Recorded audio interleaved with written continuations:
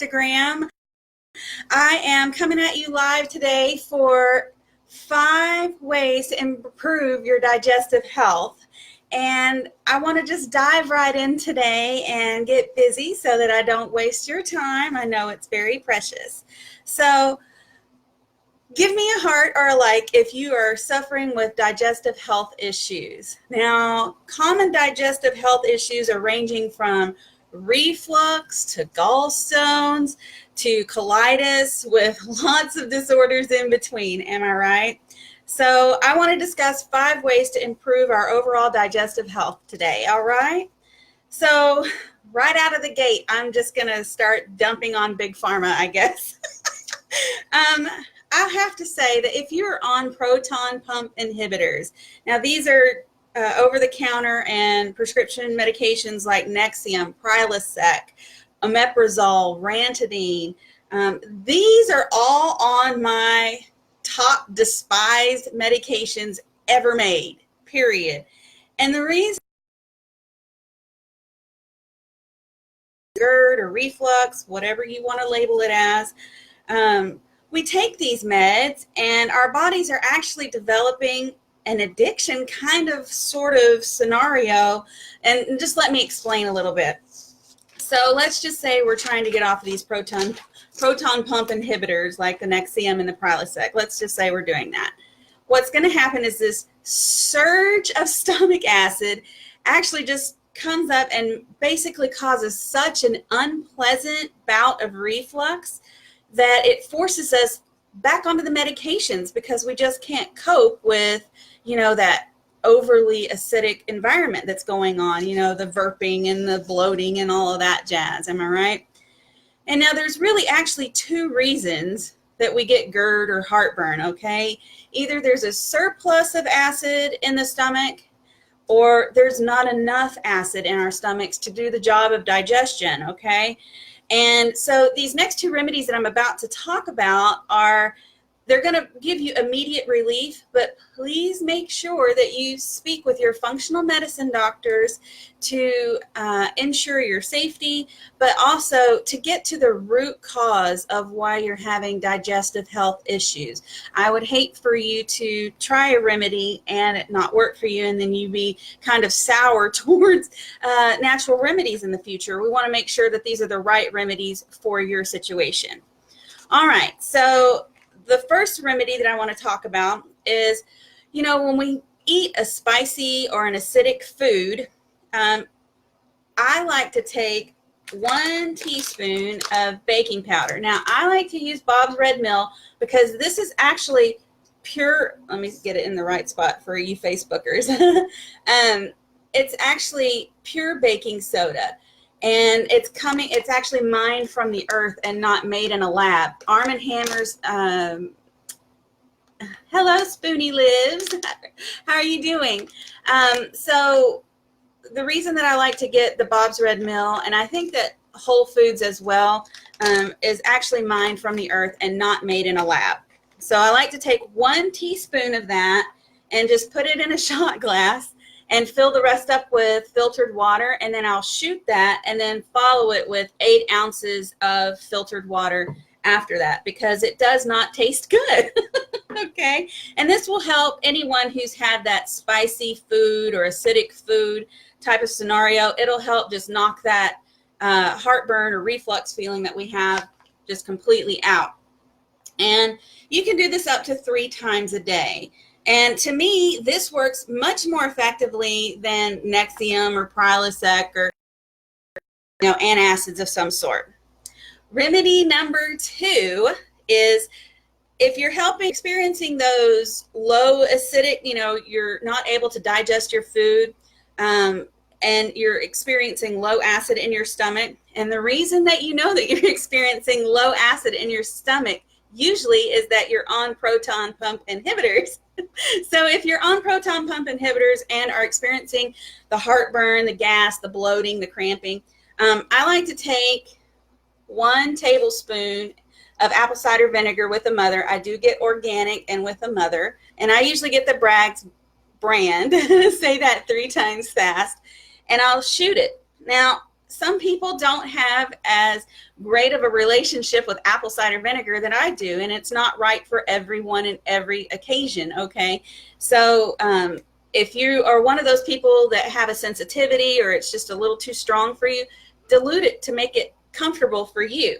But you can do these tablespoon of apple cider vinegar up to 3 times a day, and it will help, replace some of that, acidity that you need in your body when you're too alkaline. And you can also do that up to 3 times a day. Now, a lot of it is going to go, what happened here? A lot of it's going to, totally depend on what you've been eating or drinking. And you'll know if you're on proton pump inhibitors or if you've been eating or drinking foods that are acidic.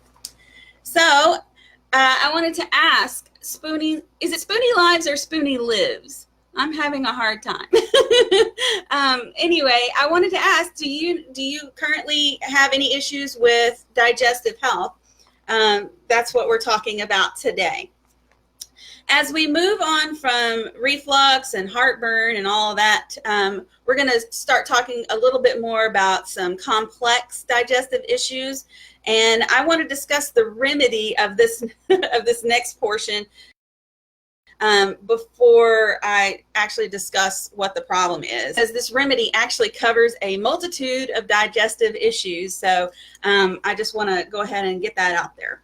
So this remedy is getting enough healthy fiber into our diets, okay? So eating fiber-rich foods is imperative and essential to good digestive health, okay? So fiber-rich foods include things like lentils, beans, broccoli, pears, almonds, chia, and flax seeds. If you can get 1 to 2 tablespoons of chia or flax seeds into your diet every day, you are winning for so many reasons, because you're getting your omegas met, you're getting, great fiber going on in your gut, which is awesome. Artichokes, blackberries, bananas, Brussels sprouts, greens, prunes, organic brown rice, veggies, apples, and pumpkin. These are all wonderfully, hello, Jose. Thank you for joining us. These are all wonderfully fiber-rich foods, okay? And we need to have, and there's so many more. You just do a little Google search, and I promise it'll come right up.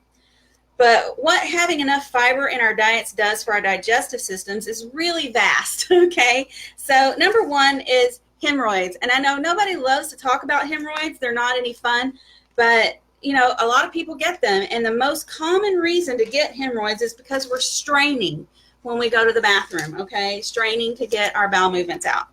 And this straining is a result of constipation, okay?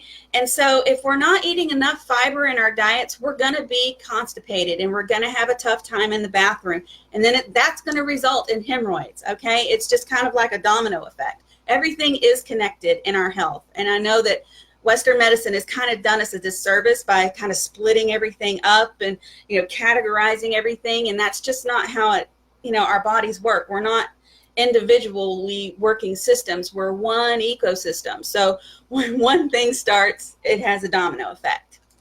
So foods that are high in fiber help us keep our intestines moving along, because we need that. And it also helps that food not to sit in our gut and ferment and rot, okay? And that's going to cause like leaky gut. It's going to cause all kinds of, acidity and the burping and the gas and the bloating and all that stuff. And that's just because our food is not moving along the way that it should be. And that means that we're lacking in fiber. So what we can do is, and what's changed my entire digestive tract, and not to have any more constipation or diarrhea or hemorrhoids, is to make sure that I have enough fiber. Now, fiber helps to move and soften up hard, bowel movements. If those stools are hard and compact, we need fiber. If we have diarrhea and we have loose stools, the reason is we need fiber to help bulk those up and get them moving along, okay? And to help, just make the poo more healthy. All right, so let's chug along to the 4th thing we should talk about when we're talking about digestive health, and that is concerning the pH level of our foods and beverages. If we're seeing a surplus of acidosis and having the heartburn, the gas, and the bloat, it's because we're not dealing with the root cause, and that is what we're putting in our mouth. Okay, so if we're not having, if we're having that over acidic feeling of GERD and reflux and nothing's helping it, we need to be looking at our diet. Okay, and knowing the pH of what we're eating is really, really important. And the way that I have, really looked into taking care of that is to have this book in my kitchen. Okay, this is the Acid Alkaline Food Guide. And you can just look in here and see where any food lies on the logarithmic pH scale. Now, you need to keep in mind that just because a food may be high in acidity, when it's outside of our body, like lemons, does not mean that it'll be acidic on the inside of our bodies, because lemons are actually pretty alkaline and alkalizing to our systems when we ingest them. But they have a high acidity pH scale on the pH rating, that it seems like it would be bad for us to ingest, but actually not. So this takes some studying to do when it comes to pH and where things lie on the outside of our body as well as on the inside. And we could talk about this all day long, because let's face it, it's really is an education in and of itself. So I would suggest having one of these books. Being alkaline, usually, I want to say this just up front, being alkaline in our body usually does instill like a healing state in our body if we're needing to get over disease or chronic illnesses or whatever else. If we have a healing state in our body, that means that usually it's an alkaline state. Okay, there are those of us who do have, too much alkaline, what do they call it? Alkalosis. I have a really hard time saying it, so y'all forgive me. But anyway, too much alkalinity in our bodies is very few and far between for people, and that's just because of our diet.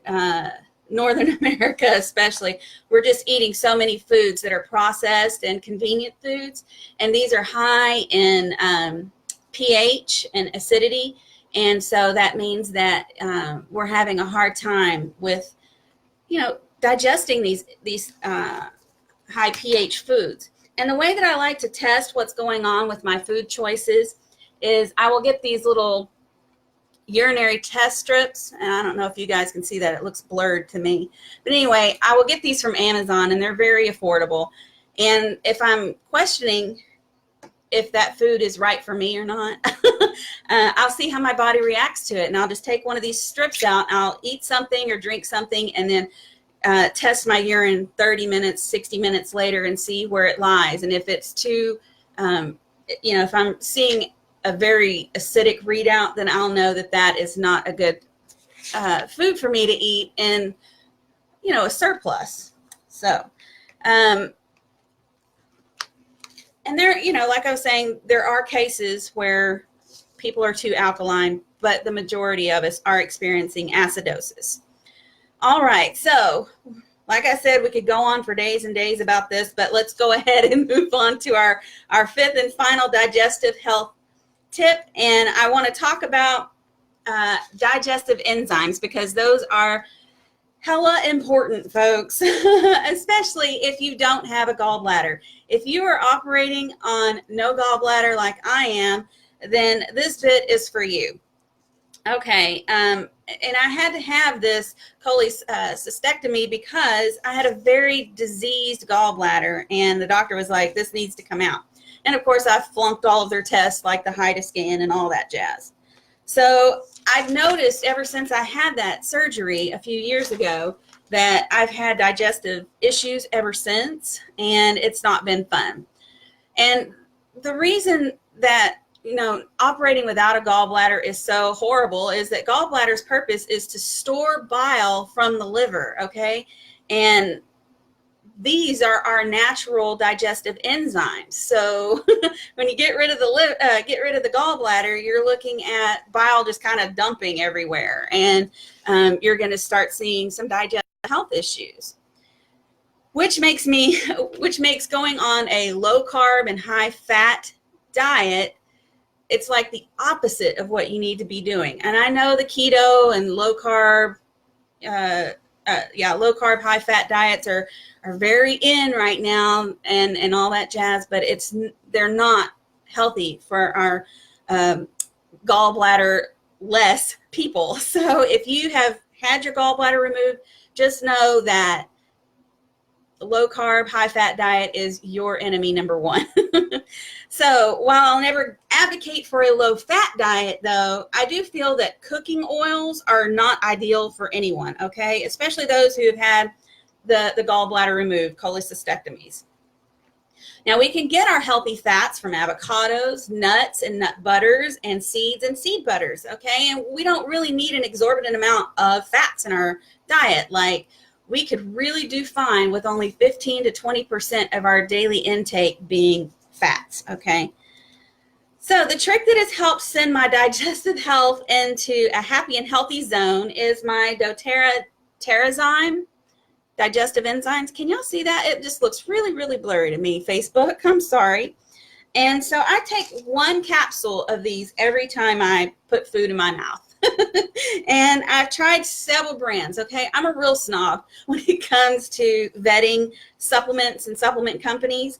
And I don't just haphazardly choose supplements. I'm very, very picky, just because if you pick the wrong supplements, you're looking at doing more harm to your body than good. And so when I started using these, it wasn't really because I'm a doTERRA wellness advocate. It was because I'm really curious to see how well these were going to perform with my body, especially having no gallbladder. So Terrazyme has a blend of 10 active food enzymes, okay? It supports healthy digestion and metabolism, especially when we have an enzyme deficit or we're eating processed foods, okay? So if you're eating processed foods, this is wonderful to help get those processed foods moving on in the body. And it also supports conversion of food nutrients to cellular energy, which is pretty stinking cool. I wouldn't have thought that. And it also it promotes gastrointestinal comfort and food tolerance. So like, again, if you're eating something and you know you're going somewhere to have some food that you're not sure is going to gel well with you, having some of this will definitely improve your odds of having a better digestive experience, especially if you're dealing with cramping, bloating, gas, and all that jazz. Now, this actually contains the doTERRA Tummy Tamer blend, which is peppermint, ginger, and caraway seed, plus those 10 active whole food enzymes that we were talking about. These are actually in veggie capsules, so it makes it perfect for us folks with plant-based lifestyles. Okay, so with these 5 health tips for digestion, I hope that you'll see the health benefits that I've seen, okay? It's been really amazing to get a hold of these 5 little tips or tricks, if you will. So if you would like to get your own Terrazyme supplement on Instagram, you guys, if you will look into my profile, right under there where it'll say link tree, you'll just click on that little blue link there in my profile, and then it'll take you to a page that has some buttons you can push, and you're going to push the if you want to buy it for retail, you can just push the button that says shop doTERRA products.